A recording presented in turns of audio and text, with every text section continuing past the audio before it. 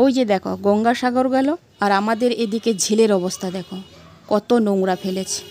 আর রাস্তার মধ্যে বাচ্চাদের প্যাম্পাসও ফেলে রেখেছে, এই যে, বা মেয়েদের প্যাডও এরকম ফেলে রাখতে দেখেছি। এরকম মানে নোংরা ফেললে তো আমাদেরই তো দায়িত্ব না এগুলো পরিষ্কার রাখার। ঘাটে ঘাটে এত নোংরা। আগে এই ঝিলটা প্রায় 70 জন বাড়ি কারবার করতো, এখন আর করতে পারে না। আর ওই দিকে দেখো পুরনো কাপড়। আরে বাবা, কাজের লোককে দিয়ে দাও, না হলে কাউড়িওয়ালাকে দিয়ে দাও, তো ভালো হয় না। আমি রেশন তুলতে গেছিলাম, যখন দেখি ঝিলের পাড়ে এরকম অবস্থা। নদী নালা ঝিল এটা যদি না পরিষ্কার হয়, গঙ্গাসাগর করে লাভ কি? আমরা কি করি দেখো, যত নোংরা আবর্জনা প্লাস্টিক বলো আমরা কাওয়াড়িওয়ালাকে দিয়ে দেয়। তোমরাও পারলে কাওয়াড়িওয়ালাকে দিয়ে দাও, কেন এখানে সেখানে ফেলবে? বা পুজোর ফুল যে পুকুরে ফেললাম, পুণ্য করলাম না, পুকুরকে নোংরা করে তোমরা ক্ষতি। আর কাওয়াড়িওয়ালা থেকে আমরা 100 টাকা পেয়েছি। আর একটা আমি স্টেপ নিয়েছি, মাটির ভাঁড়ে আমি চা খাই। যদিও আমি চা সেরকম খাই না, যখনই কোনো দোকান থেকে চা খাই মাটির ভাঁড়ে। প্লাস্টিক কাপ বা কাগজের কাপ খাই না। দেখেছো যেখানে সেখানে ছড়িয়ে ছিটিয়ে পড়ে আছে।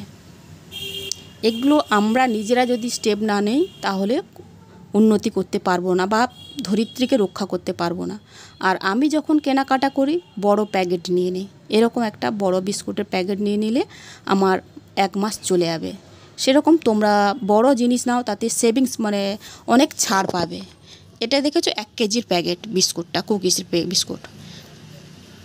আর এই প্যাকেটটা নিলে সব থেকে ভালো। এরকম বড় প্যাকেট নিলে, ছোট ছোট প্যাকেট কিনলে কি হয়, তাদের ছোট ছোট থাকে। আর এই বিস্কুটটা খুব ভালো কেন, এর মধ্যে থাকে এনার্জি, প্রোটিন, বিভিন্ন রকমের সোর্স থাকে। তাই এই বিস্কুটটা আমি তুলে ধরলাম। যদিও আমি কোনো ব্র্যান্ডের অ্যাড দিচ্ছি না, নিয়ে নিচ্ছি। আর যখনই মিষ্টি আমরা কিনি তো কাগজের ঠোঙা দেয়, সেগুলো গুছিয়ে তোমরা একটা জায়গায় করবে। এই বাড়িতে গোপালকে মিষ্টি দেবো তাই কিনে দেখালাম। আর দেখো মাথার চুলটাও আমরা কাওয়াড়িওয়ালাকে দিয়ে দিই।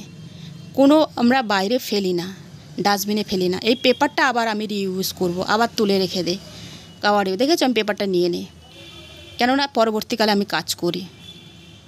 আমি তো ইকো ফ্রেন্ডলি হচ্ছি, তোমরাও ধীরে ধীরে ইকো ফ্রেন্ডলি হতে থাকো।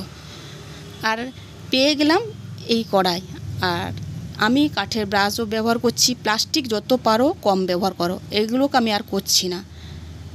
আর এই জামাটা দেখছো আমার ছেলের জামা, আজকে 10 বছরের পুরনো জামা, আমি ব্যবহার করছি, ফেলি না।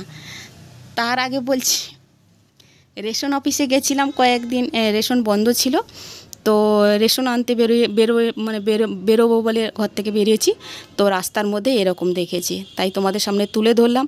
অনেক বছর পর আমি রেশন তুলছি, কেননা কাজের বউ আমাদের রেশন তুলতো, এখন তো যে বলেছে মালিকরাই তুলতে পারবে, তাই আমি তুলে আনলাম। তোমরাও পরিষ্কার থাকো, পরিষ্কার রাখো, আর সুস্থ সমাজ গড়ে তোলো। আর একটা কথা বলছি, রেশন তুলতে গিয়ে আমার একটা ইগো লেগেছিলো, যেহেতু আমার বাবার বাড়ি রেশন দোকান ছিল, তো ফার্স্ট টাইমে আমি রেশন তুললাম, আমার ইগোতে লেগেছিলো। কেননা এরকম লাইন দিয়ে অনেকে রেশন তুলে আমার বাবার দোকানে, আমি যখন তুলছিলাম খুব খারাপ লাগছিল, কিন্তু না। আর এই দিকে দেখো আমাদের বাড়ির গ্যাসের পাইপটা নষ্ট হয়ে গেছে, তো একে চেঞ্জ করিয়ে নেব, কিন্তু একটাকে আমি যেখানে সেখানে ফেলবো না, হয় কাওয়াড়িওয়ালা বা যত্ন করে আমি ডাস্টবিনে ফেলবো। তোমরাও এরকম ফেলো, কেননা এতে তার জাল আছে, প্লাস্টিক আছে, তাই বলছি।